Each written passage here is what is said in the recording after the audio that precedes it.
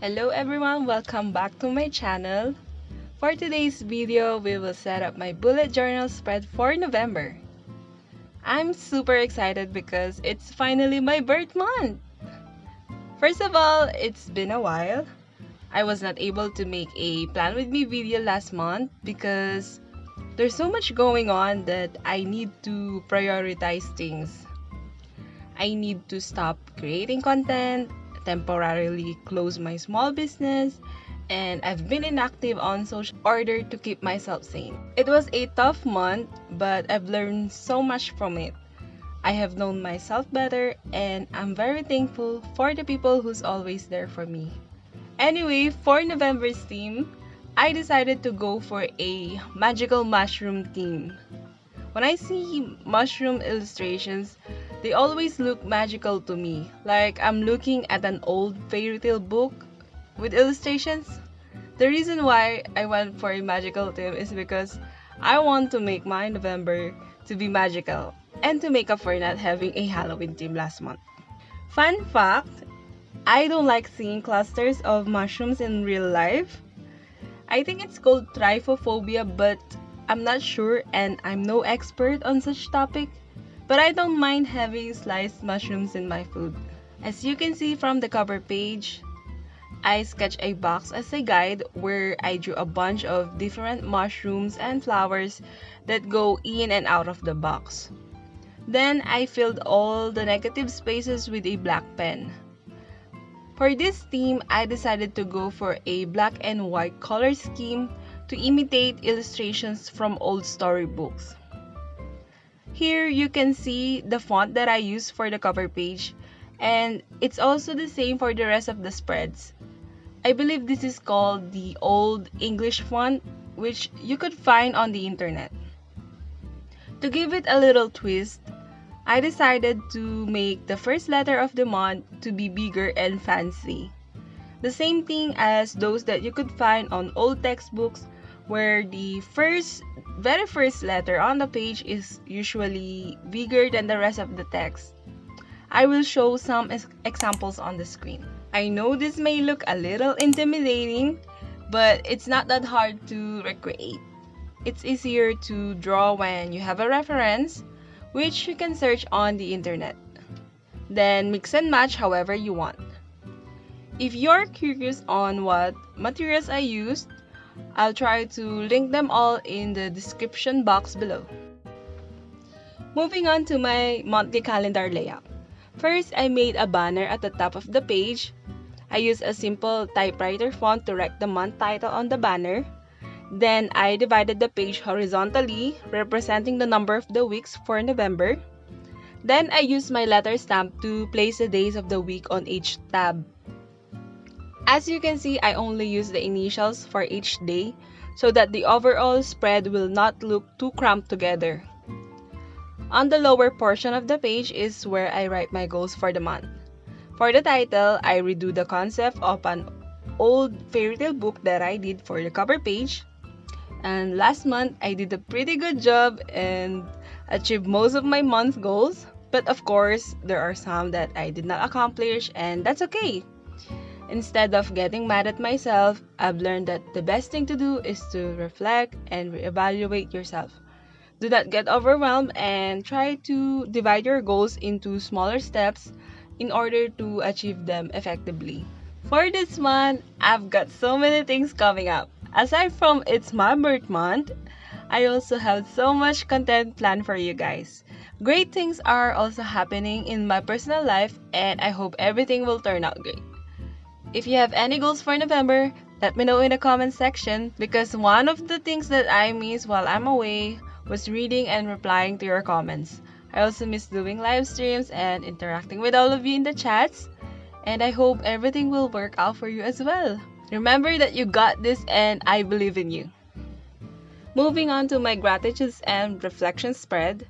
These are usually the easiest to do compared to the rest of the spreads since I prioritize spaces for writing and not the looks. I divided the pages into two. On the right is for gratitudes and on the other half is for reflections. To keep up with the theme, I drew the titles in an old English font similar to the cover page. Then in the middle, I sketched a bunch of different kinds of mushrooms that I like to draw, including their names, which I will not pronounce because I will definitely fail in properly pronouncing these names. Anyway, for the past months, journaling has helped me gather my thoughts and my feelings. I've become kinder to myself and to the people around me, especially when I'm getting overwhelmed with thoughts and emotions. I have learned to take things slow and focus on the things that I can control and stop overthinking on the things that I cannot. Of course, there are still times that it's harder to do these things, and that's okay. This is a long journey and there will be ups and downs, but remember that you're enough and not alone. Always seek help if you need, and you'll eventually get there.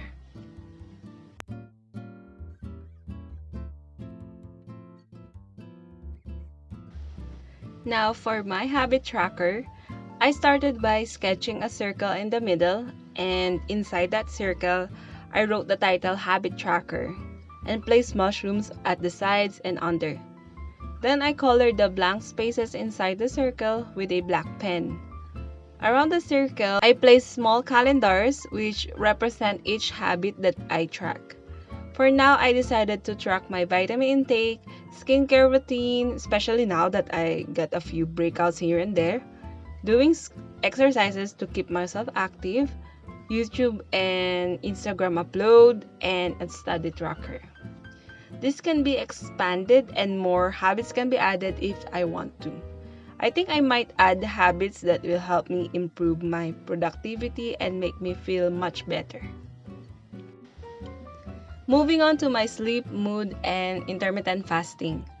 So since you can see what I'm doing with the spreads, I want to talk a little about my weight loss journey.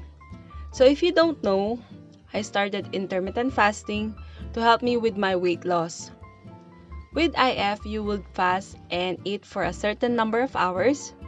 During your eating window, you can eat whatever you want, and during your fasting window, you can only consume things that are zero in calories like water and black coffee. I use this method to help me with my late night eating habits, and it's hard at first, but I did not force myself to fast longer, but instead I focused on being consistent with it. In 2020, I have successfully maintained a 16-hour fast, and I'm happy with the results. But during the end of the year, I've lost that discipline that I have established. And of course, with IF, you'd reach a certain weight and it's harder to lose more. Unless you would also cut the amount of calories you will take during your eating window. Story short, I've become too busy with other things. Stress and anxiety made me indulge into stress eating, and that's okay. I want to remind myself and everyone who is experiencing the same that you can always go back. You don't have to worry of what you could have done or be mad at yourself for eating that extra rice, but instead take a deep breath and try and start today. When I started this journey, I always wanted this to become my lifestyle and not a seasonal thing to do. Be patient with yourself and enjoy the process. This is a reminder for everyone to take care of yourself and never take your health for granted. As the saying goes, health is wealth.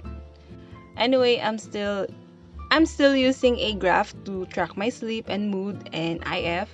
For this month, I decided to combine the two graphs to fit them on one page. Vertically on the side are the days of the month, and at the top, I wrote numbers from 1 to 20 that will represent the hours of sleep, rate of my mood, and the hours I fasted for the day. Finally, moving on to my first weekly spread, I simply put a mini calendar at the top rightmost corner, and below that is where I will place my weekly events. Then I divided the page horizontally into 3 parts. On the other page, I divided it equally into 4 parts. This is my go-to layout for weekly spreads because this layout provides more space to write tasks and it looks more organized. On each box, I drew the initials of each day in a very fancy way. Then I doodled some mushrooms here and there on the pages.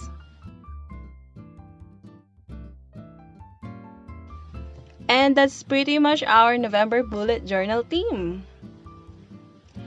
This took so many hours, but I enjoyed filling in the blank spaces with black pen, although my eyes hurt from staring too long.